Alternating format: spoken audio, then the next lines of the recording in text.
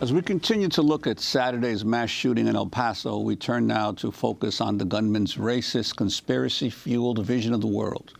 In a manifesto that echoed President Trump in parts, the gunman wrote about a, quote, Hispanic invasion of Texas.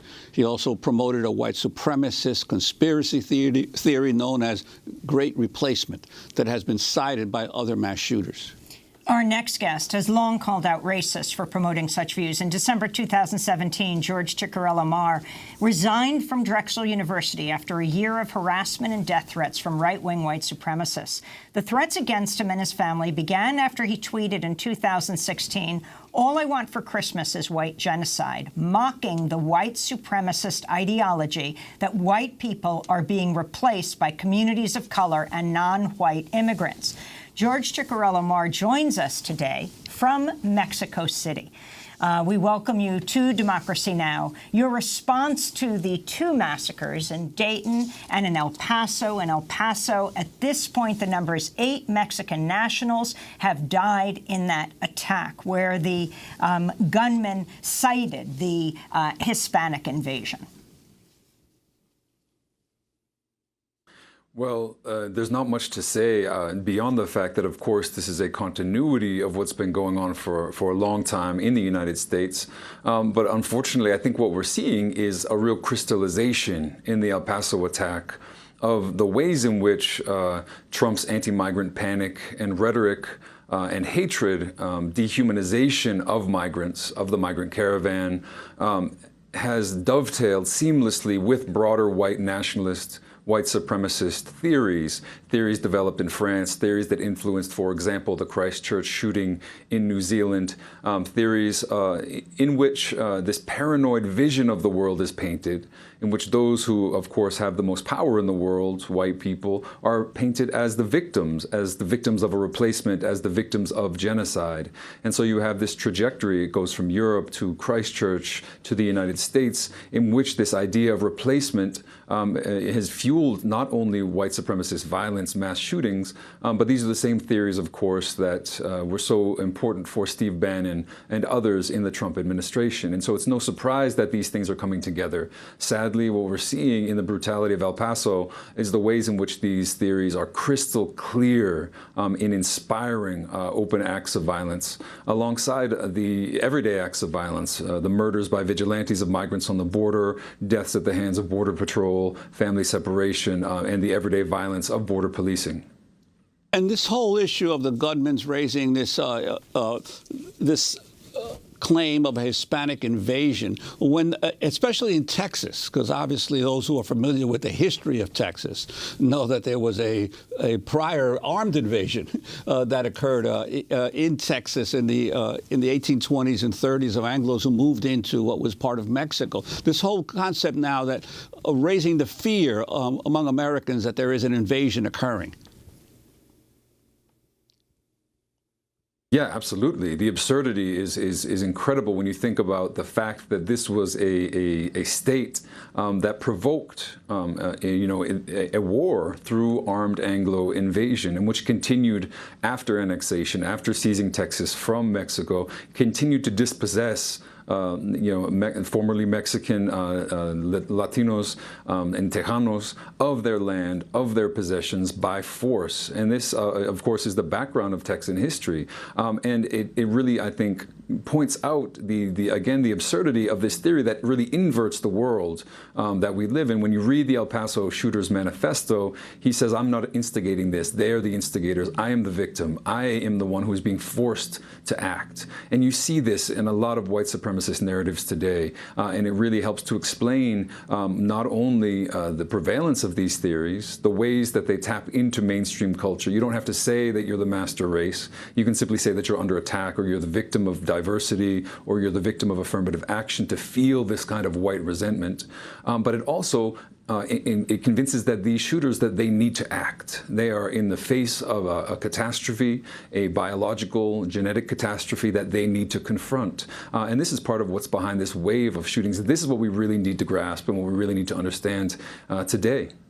And 8 of the people killed in the shooting in El Paso were actually Mexican nationals.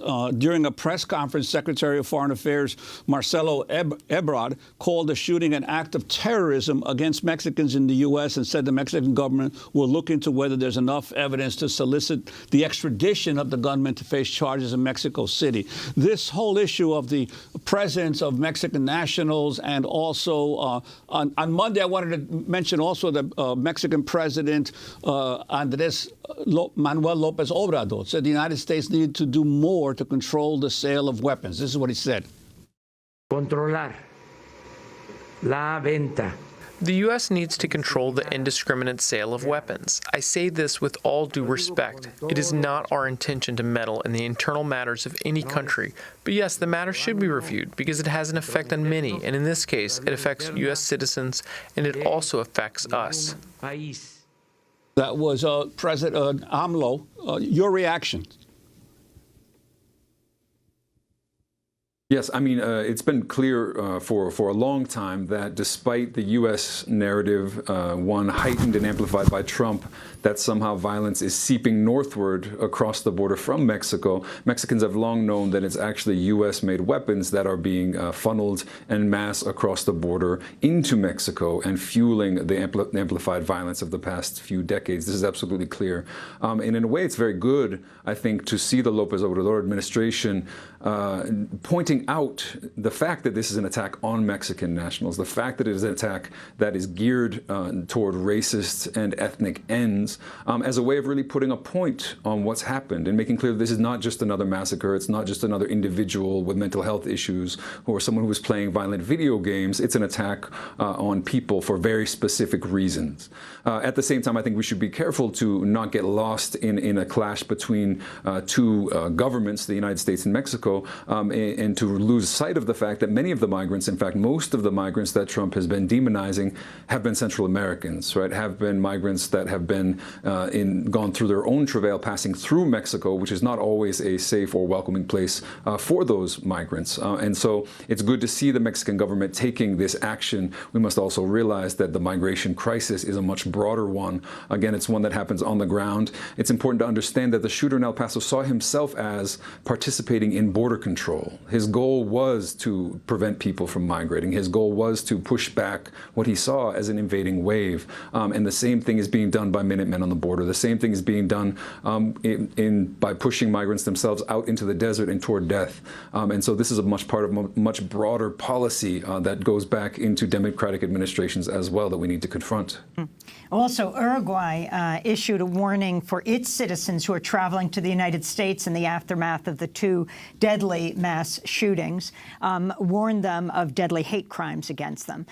George Ciccariello-Maher, can you talk about the difference in how President Trump has treated white supremacists and anti-fascists? 2 weeks ago, Trump tweeted, "Consideration is being given to declaring Antifa the gutless radical left whack jobs who go around hitting only non-fighters, people over the heads with baseball bats, a major organization of terror, along with MS-13 and others, would make it easier for police to do their job," Trump tweeted.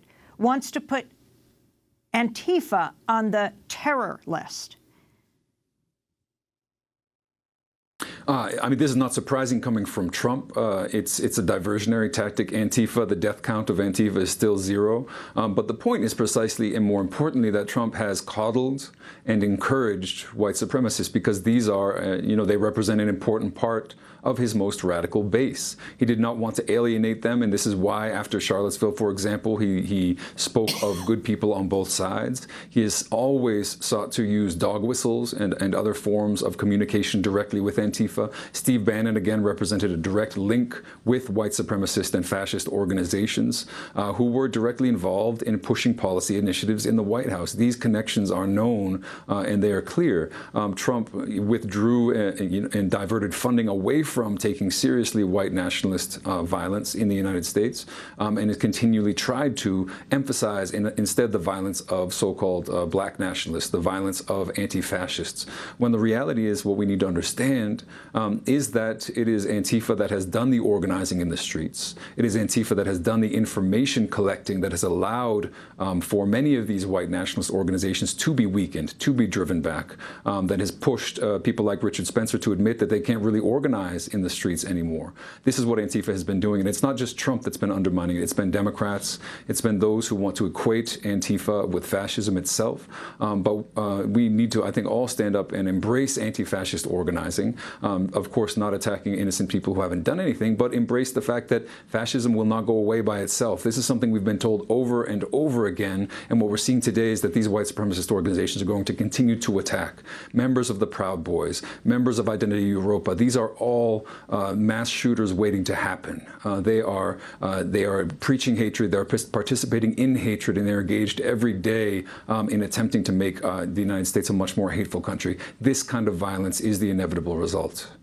And George Ciccariello-Maher, I wanted to ask you, President Trump today proposed tightening background checks, but suggested pairing any kind of gun legislation with immigration reform and somehow linking these two. I'm wondering your reaction to this surprising announcement.